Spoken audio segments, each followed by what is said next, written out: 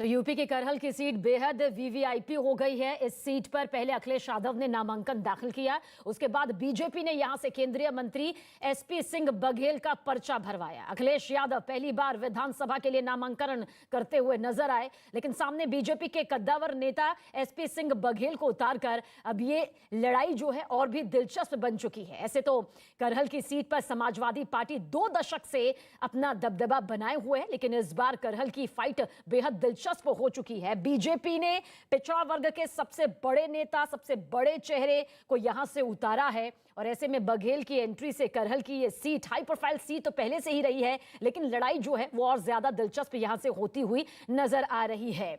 SP Singh Baghel जो कि पहले समाजवादी पार्टी का हिस्सा थे, फिर बीएसपी में गए। हालांकि 2014 की हार के बाद बीजेपी के साथ उनका राजनीतिक करियर लगातार आगे बढ़ता चला गया। प्रधानमंत्री, गृह मंत्री, मुख्यमंत्री, राष्ट्रीय अध्यक्ष के आशीर्वाद से ही तो चुनाव लड़ने आ रहा हूँ। तो ये है एसपी सिंह बघेल जो जिनका साफ साफ ये कहना है कि प्रधानमंत्री, मुख्यमंत्री, गृह मंत्री अमित शाह सबके आशीर्वाद से वो करहल विधानसभा सीट पहुंचे और यहाँ से चुनाव मजबूती से लड़ेंगे।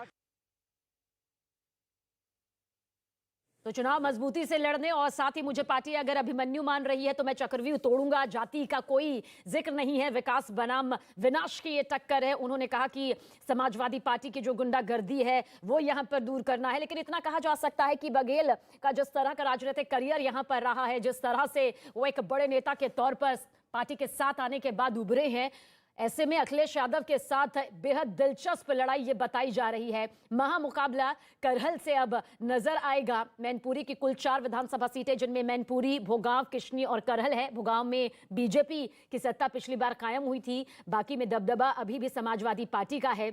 ऐसे में जो केंद्रीय मंत्री बनने का अनुभव है, जो लंबा समर्थकों का सैलाब है, वो जरूर यहां पर काम आता हुआ बीजेपी को लगता है कि उनकी रणनीति के तहत दिखाई देगा।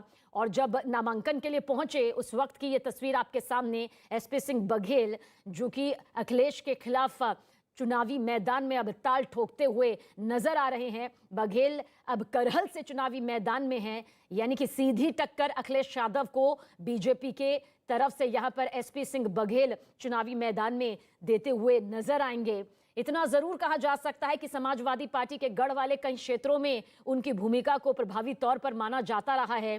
प्रदेश में पिछड़ा वर्ग के एक बड़े नेता हैं, एक बड़े चेहरे के तौर पर हैं। प्रदेश सरकार में कैबिनेट मंत्री का अनुभव है, 5 बार सांसद की भूमिका में भी रहे हैं, अभी आगरा से हैं। ऐसे में अनुभव देखते हुए और राजनीतिक कद को देखते हुए पार्टी ने उतारा है। समाजवादी पार्टी के उम्मीदवार आलोक शाक्य और ब्रजेश कटारिया भी अपना नामांकन दाखिल करने के लिए मैनपुरी के कलेक्ट्रेट दफ्तर पहुंचे और इस दौरान उन्होंने अपनी जीत का दावा यहां पर किया। तस्वीर इस वक्त आपके सामने मौजूद है, जहां पर अखिलेश यादव पहुंचे करहल से अपना नामांकन दाखिल करने के लिए, तो बाकी सीटों के जो उम्मीदवार थे वो भी यहां पर पहुंचे और अपनी जीत का दावा ठोकते हुए नजर आए। एक बार फिर से जरूर बताना चाहेंगे कि 4 सीटें इसके अंतर्गत आती हैं, मैनपुरी, भोगांव, किशनी और करहल। चारों ही सीटें दिलचस्प मुकाबला नजर आएगा, लेकिन जो सबसे बड़ा महामुकाबला होगा अब करहल की सीट से दिखाई देगा। हमारे साथ यहाँ पर एक और शख्स मौजूद हैं जो कि समाजवादी पार्टी के प्रत्याशी हैं और ये साइकिल से पहुंचे। कौन से विधानसभा सीट से आप चुनाव लड़ रहे हैं? विधानसभा भोगा मैनपुरी से। आलोक शाह के पूर्व मंत्री, मैं 3 बार एमएलए रहा, 5वीं बार चुनाव में लड़ रहा हूँ। और माननीय राष्ट्रीय अध्यक्ष जी, माननीय अखिलेश यादव जी, माननीय नेताजी की बहुत कृपा रही है। उन्होंने, लेकिन आप जहाँ से चुनाव लड़ रहे हैं मैनपुरी से, ये क्षेत्र सपा का ही क्षेत्र कहा जाता है। जी हमेशा से सपा ही यहाँ सपा से रहे हमेशा, और फिर जीतेंगे और सरकार बनाएंगे। और नौजवानों को, किसानों को के मुद्दों को लेकर हम लोग क्षेत्र में जा रहे हैं। इस भारतीय जनता पार्टी की सरकार ने 5 साल कुछ नहीं किया, केवल और केवल खोखले बातें। विपक्ष लगातार अटैक कर रहा है। बीजेपी कह रही है कि करहल सीट इसलिए अखिलेश यादव चुने क्योंकि वो सपा का गढ़ है। वो तो परंपरागत सीट है, आज से नहीं, कम से कम 35 साल से ये सीट समाजवादी पार्टी के खाते में है। परंपरागत सीट है। उसमें माननीय नेताजी के गुरु थे चौधरी नत्थू सिंह जी, उन्होंने उनके लिए सीट छोड़ी थी। उसके बाद आदरणीय बाबूराम जी हुए, फिर माननीय सोबरन सिंह जी हुए, अब आदरणीय राष्ट्रीय अध्यक्ष जी का निर्देश, वो लड़ रहे हैं चुनाव और हम लोग जीतेंगे और माननीय अखिलेश यादव को पुनः मुख्यमंत्री बनाएंगे। थोड़ी देर में समाजवादी पार्टी के मुखिया और पूर्व मुख्यमंत्री अखिलेश यादव पहुंचेंगे मैनपुरी कलेक्ट्रेट दफ्तर। यहां पर नॉमिनेशन करने के लिए पहुंचेंगे और भी विधानसभा सीटों के जो प्रत्याशी है समाजवादी पार्टी के वो यहां पर पहुंच गए हैं। साइकिल से ये लोग पहुंचे हैं और ये भी आज नॉमिनेशन भरेंगे अखिलेश यादव के साथ ही। आप लोग अखिलेश यादव के साथ ही भरेंगे और साइकिल से क्यों पहुंचे हैं आज? साइकिल से इसलिए पहुंचे थे कि अब ये महंगाई इतनी ज्यादा हो गई है कि लोग अपने परिवार का और अपनी व्यवस्थाओं का संचालन सुचारू रूप से नहीं कर पा रहे हैं और निश्चित रूप से हम ही नहीं, अब पूरा प्रदेश साइकिल पे आने वाला है। अब ये लोगों की मजबूरी और हताशा का प्रतीक है कि आज लोग कितने बेहद परेशान हैं। कौन से विधानसभा सीट से आप? 109 किसनी मैनपुरी। किसनी मैनपुरी से आप हैं? क्या क्या मुद्दे हैं आपके यहाँ? केवल समाजवादी पार्टी का एक ही मुद्दा है, विकास। विकास के नाम पे चुनाव होगा और जनता माननीय राष्ट्रीय अध्यक्ष जी के और समाजवादी पार्टी के साथ है। पहली बार विधानसभा चुनाव लड़ रहे हैं? नहीं, तीसरी बार। पहली बार अखिलेश यादव पर बात। जी जी, वो पहली बार लड़ रहे हैं करहल से। जी, ये हम मैनपुरी जनपद वासियों का सौभाग्य है कि माननीय। और पंजाब में आज 4 बड़े दिग्गज नेताओं ने अपना नामांकन दाखिल किया।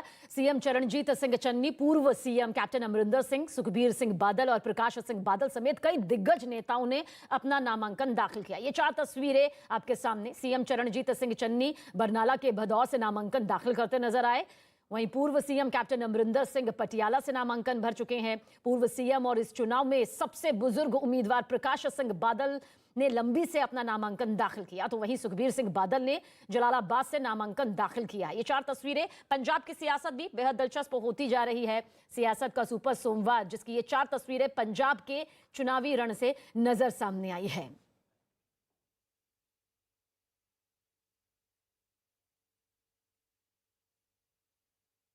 पंजाब के मुख्यमंत्री चरणजीत सिंह चन्नी आज भदौर से अपना नामांकन दाखिल करते नजर आए। पंजाब में 20 फरवरी को सभी 117 सीटों पर वोटिंग होनी है, जिसके लिए आज सीएम चरणजीत सिंह चन्नी नामांकन दाखिल करते दिखाई दिए। भदौर सीट बरनाला जिले की आरक्षित विधानसभा सीट है और भदौर से मुख्यमंत्री चरणजीत सिंह चन्नी के चुनाव मैदान में उतरने से यहां के सियासी समीकरण बदल सकते हैं। तो जिन 5 राज्यों में चुनाव होने हैं उनमें से पंजाब भी एक है और 2022 में कौन साबित होगा 10 मार्च को इसका फैसला हो जाएगा। लेकिन उससे पहले आज दिग्गज नेता जो हैं वो नामांकन दाखिल करते हुए नजर आए। भदौर से चरणजीत सिंह चन्नी जो हैं वो चुनावी मैदान में उतर रहे हैं और साथ ही साथ जिस तरह का सियासी सफर फिलहाल मुख्यमंत्री बनने तक यहां पर तय किया है, उसके बाद कहा जा सकता है कि टक्कर यहां पर कड़ी है।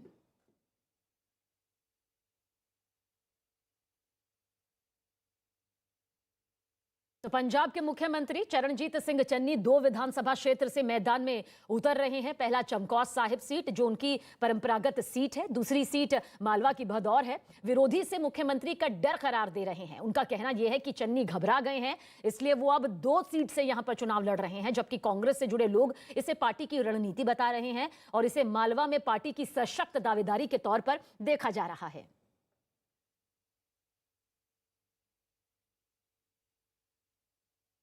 तो पंजाब के मुख्यमंत्री चरणजीत सिंह चन्नी, कांग्रेस ने भदौर सीट से उम्मीदवार घोषित किया है।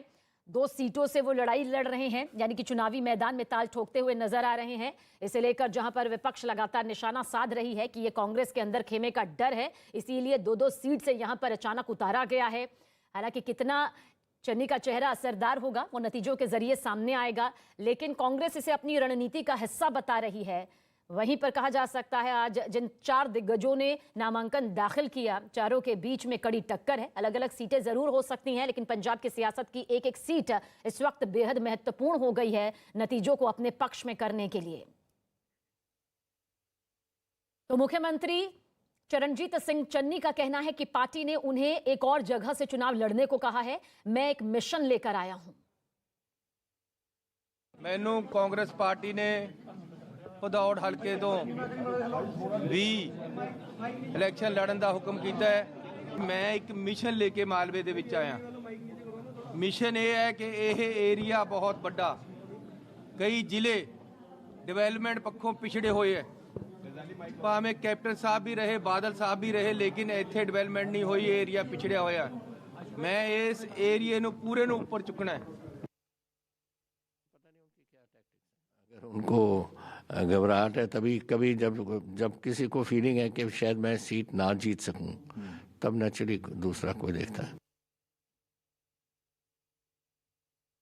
दो जना इलेक्शन लड़ रहे हैं, क्या लगता है क्या डर गए हो? निश्चित रूप से अगर उनको एक जगह में खतरा न होता तो शायद दो जगह चुनाव नहीं लड़ना पड़ता। बीजेपी सरकार बनाएगी इस बार? निश्चित रूप से।